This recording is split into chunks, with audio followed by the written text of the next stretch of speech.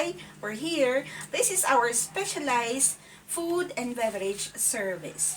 Our food and beverage service actually is going to be um, for our tourism and for our hospitality students, which is very important is the table. When I eat and I go to a restaurant, the ambience goes with it, and I'm paying also the ambience.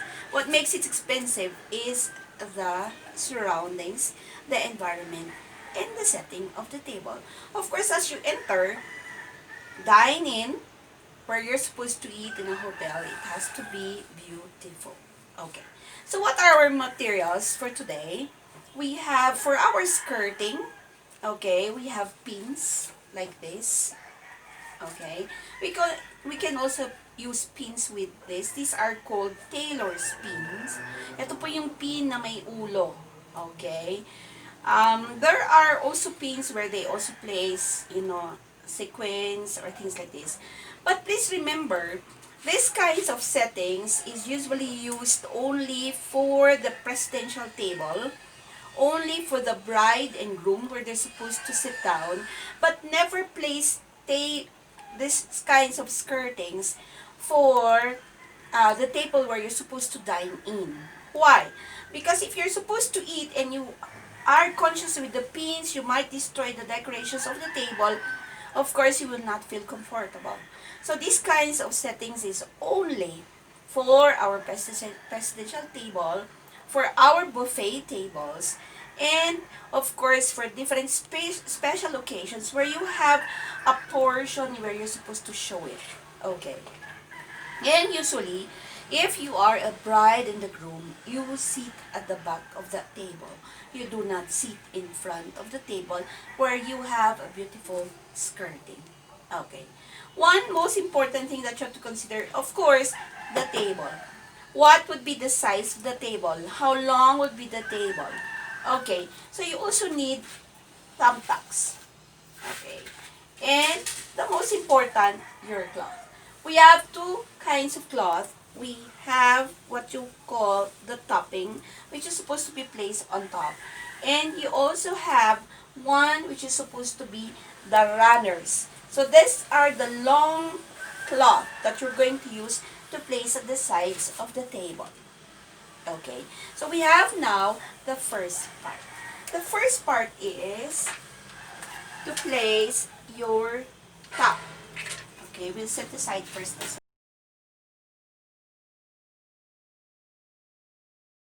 Okay, your table which is made of wood, okay, it's very important that you really have to stretch the top cloth, and you have to place the thumbtacks underneath. Okay, if your thumbtacks has not been placed properly, there is a tendency that this is going to loosen. Okay, so this will take time. Just in case you will have your return demo and you are not, you don't have these kinds of cloth, you can use the curtain, you can use a bed sheet for your return demo. For the class, return demo, I mentioned that you're supposed to have at least 2 feet. So this is 1 feet, this is another, so approximately 24 inches. But if you still have a smaller table and it's not available, you can have 1 feet which you're supposed to decorate. What is important, you will be able to give me a design at the top, which is the most important part, and the lower design. Okay? So, placing the thumbtacks will take us time because you have to place the thumbtacks all around the table. I have already placed my thumbtacks at the sides. So, it's very important you have to put the thumbtacks at all sides if possible. Okay, so these thumbtacks will hold the table. In some places, they pull this actually, that they are not supposed to move and loosen. Once this is loose, the upper part you will have a problem. Okay, the next one is to have a runner. In some restaurants, okay, and in some places, their cloth is really long. Even if you have a short table, you don't have to cut the cloth. You can hide the cloth later, which is the long parts of the cloth if you are covering only a short part of the cloth. Okay. Remember, you have to consider the height of your table. The it's this kind of cloth is not supposed to touch the floor. It should be at least 1 inch above the floor. Please remember that. Why? Because, for example, I am the debutant or I'm supposed to be the bride and the groom. There's a possibility I can step. I can step on that cloth and I might slip. Okay? So, it is important that this cloth should at least be 1 inch above the floor. Okay. For this kind of cloth, which is actually made out of silk, it is softer. Some, they use linen. For some, they use cotton. It will again depend on what is available at home or in the restaurant. Okay. The top view, if you have a double-sided cloth, you simply have to fold it. And this is single, that's why we will just have to fold this part.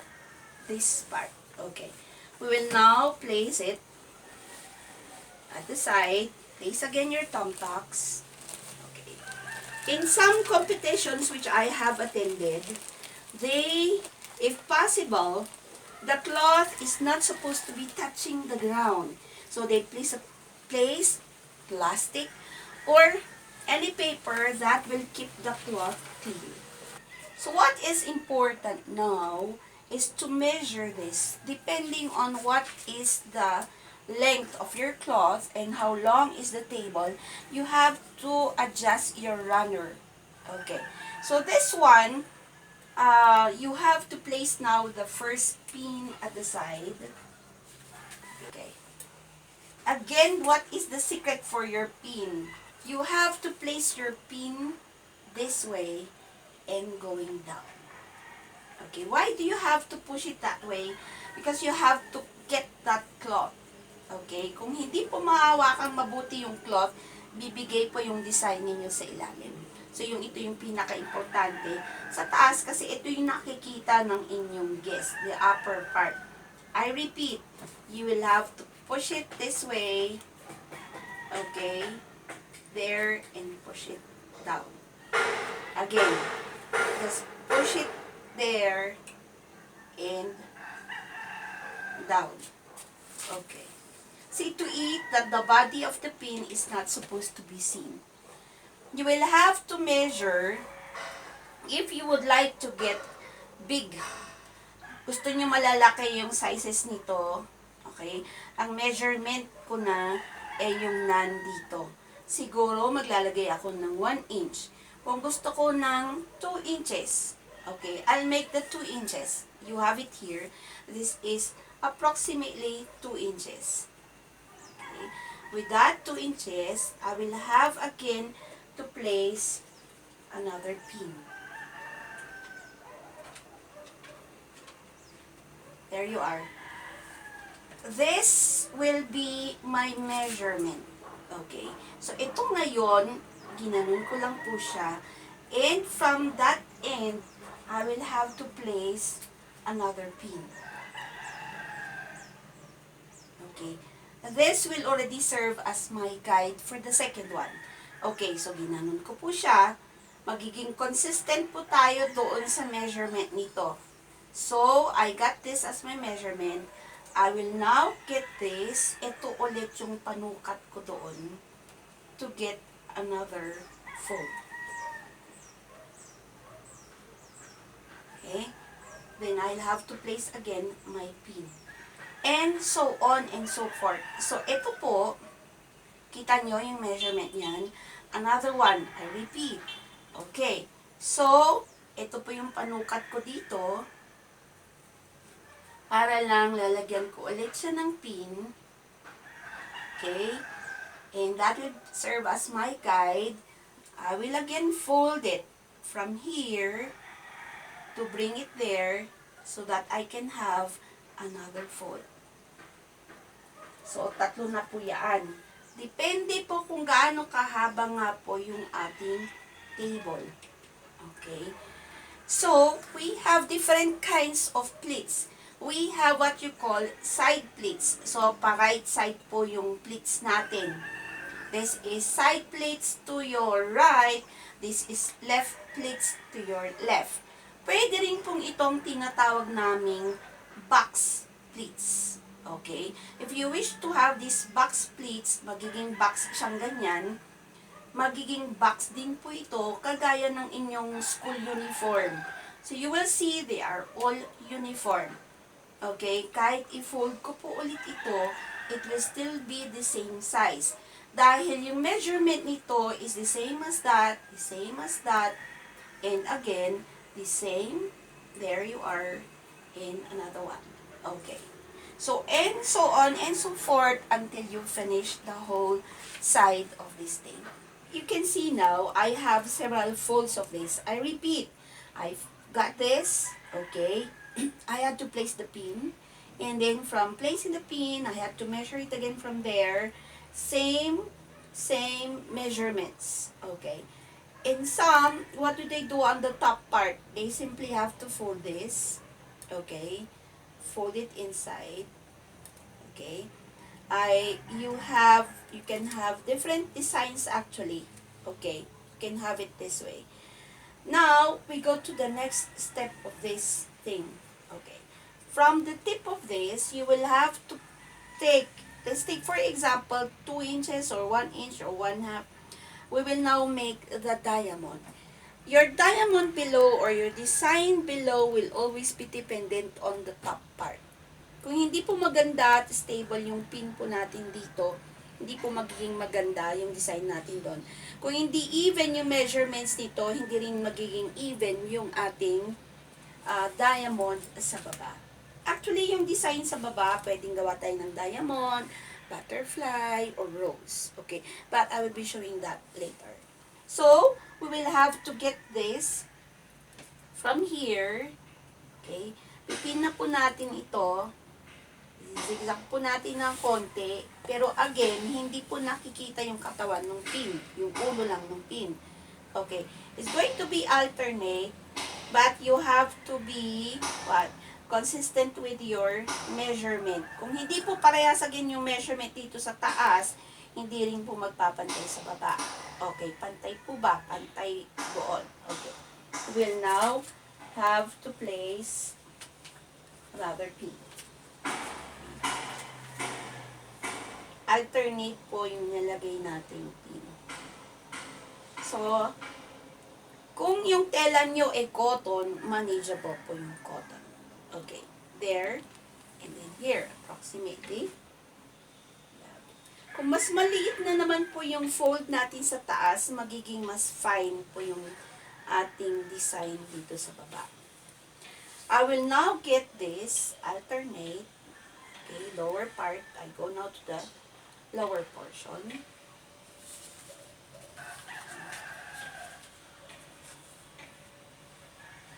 Pin po ulit natin, alternate. Again, hindi po nakikita yung mismong katawan ng pin. Yung ulo lang ng pin. And here you are, another one.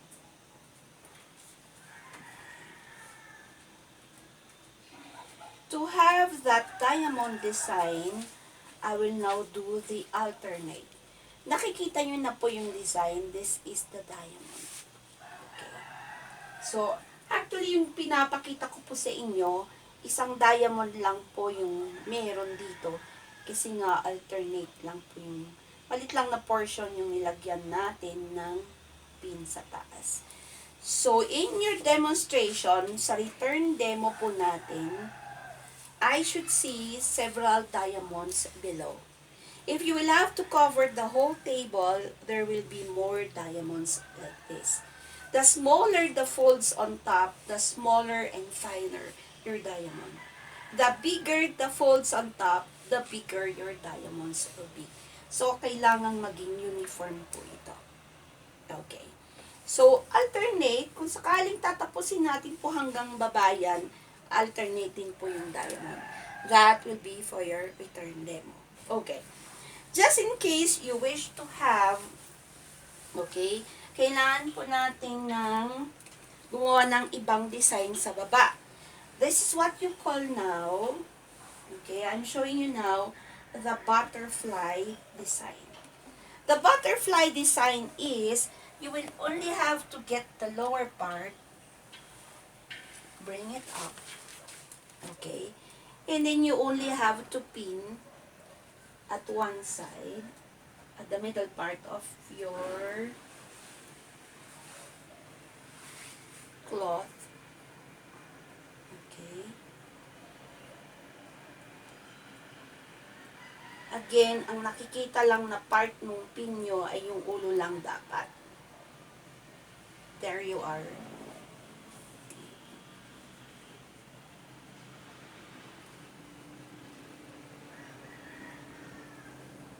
Okay. This is your butterfly design. I can also have a rose. What is a rose? Rose is, you simply have to get the middle portion of your cloth and then pull it here. And then you can place now, maybe you can, pwede kayo maglagay ng tali dito or rubber band. Matatago naman po yun, and you can have now a pin at the middle. Pwede rin na ang gamitin yung pin ay yung ganito. Mas maganda po. And actually, you will have to create now a better design like this. So this is the rose. That is the butterfly, and this is your diamond.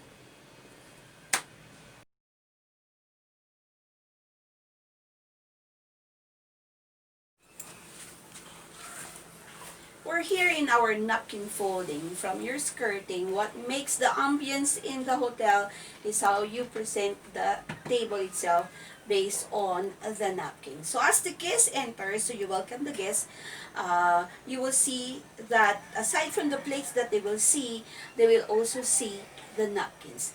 The napkins that you will use at home for your return demo, if you have this size, which is 21 by 21, okay, most of the hotels, they use this. They also use the 18 by 18 or 20 by 20. Just in case you don't have this at home, ma'am, wala pa kaming napkin sa bahay. Substitute. You can use a hanky, but it is too soft. You can also use face towel. Okay. You can also use anything that, maybe a piece of cloth that would serve as a napkin like this. If again you don't have, you can use the ordinary napkins that is for food, of course. The one you use for like a tissue napkin. Okay. So we have the first one. This is number 1.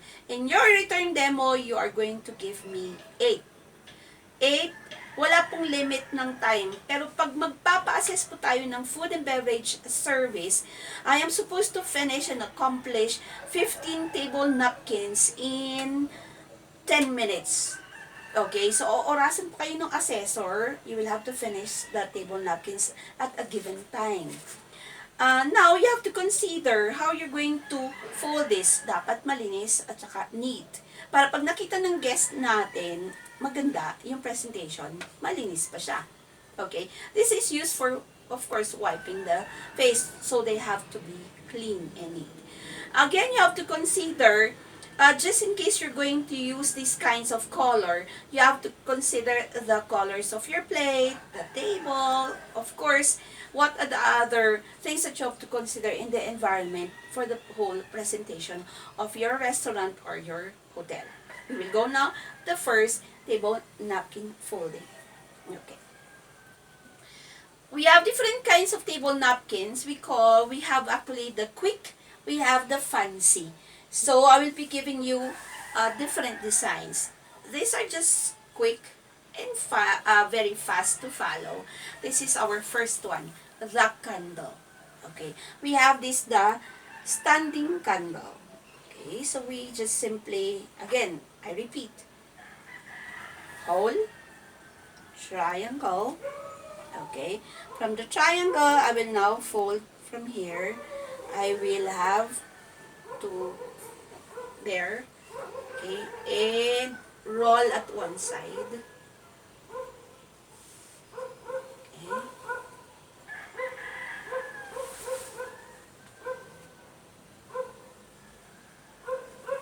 And you have to lock it from here, and you have the standing gun. Wow.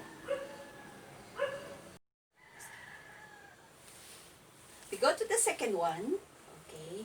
So, this is a fan. Okay. So, you have to simply fold it here. There you are. Just simply like making your fan. Okay. It's an open fan.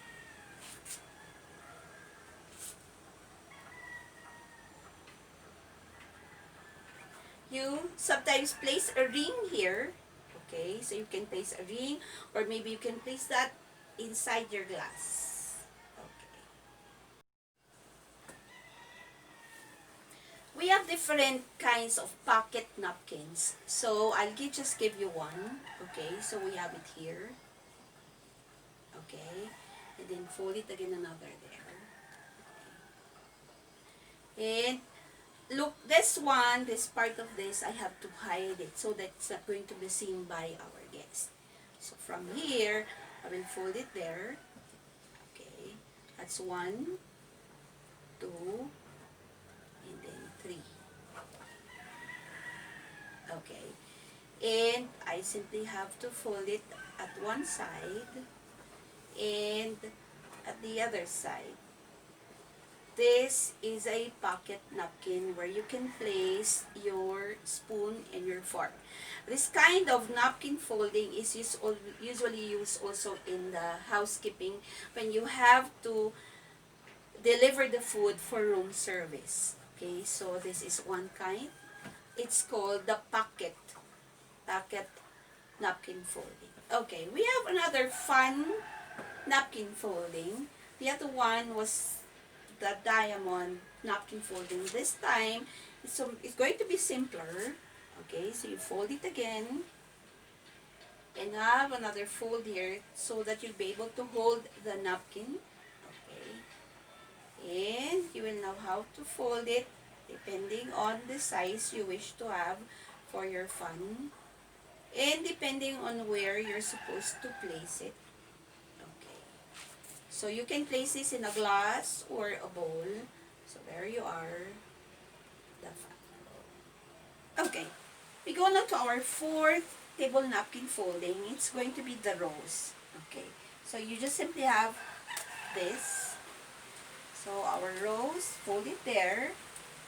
Okay, and you have to fold it from here. Okay, fold mo ulit. Fold nyo ulit. Just fold ulit. Okay. From there, you simply have to babalik po natin and then ikot ulit. Okay.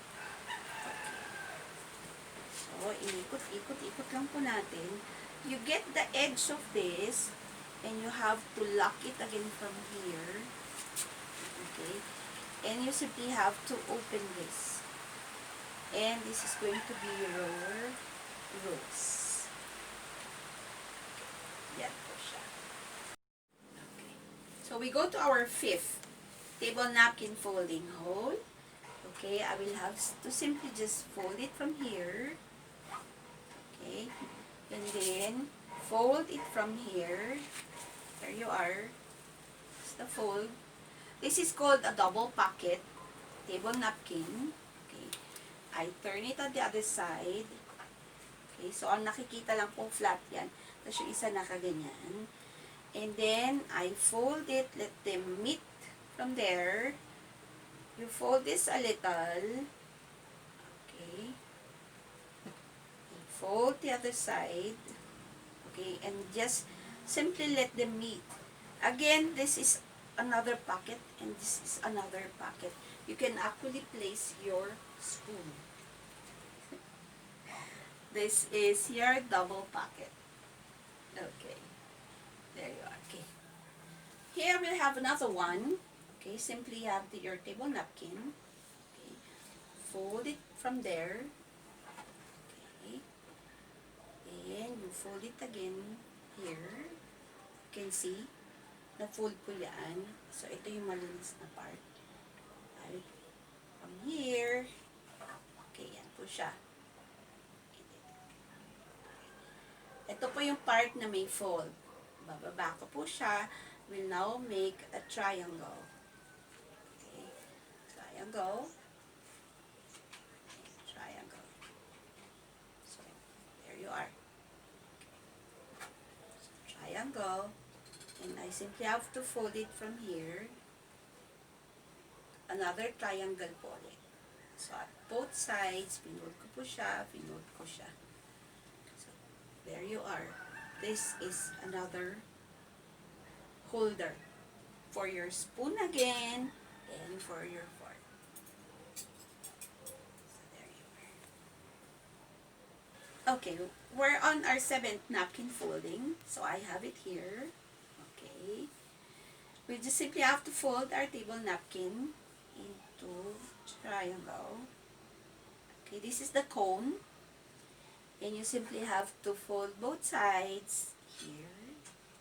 Okay, kita nyo. And, ito po yung may open. Ito yung walang opening. Fold ko lang siya ulit. Okay, dito. There you are. And simply reverse it. Okay. And at both sides, I fold it this way. And I have the cone. Okay. So this is my cone napkin folding. Okay, we are on the last table napkin that you're going to demonstrate and return demo. I repeat, these are quick and easy. We are not yet into the complicated designs. Okay, so the last that you're going to give me, this is going to be 10 points each for your requirement. I have here the triangle. This is called the French table napkin. So I just simply have to fold it here. Another fold. And there you are, our French table napkin. Okay, I wish we were able to follow. We have our skirting earlier. How we were able to design it. And then we have the diamond below. I had the butterfly design. I have my 8 table napkin foldings. Easy, quick, easy folds. We have these kinds of foldings. Another kind is also the fancy. That will be later in the future that you're going to make the fancy napkin folding. Thank you so much for listening. I do hope you will subscribe and follow our quick and easy table napkin in table setting. Thank you.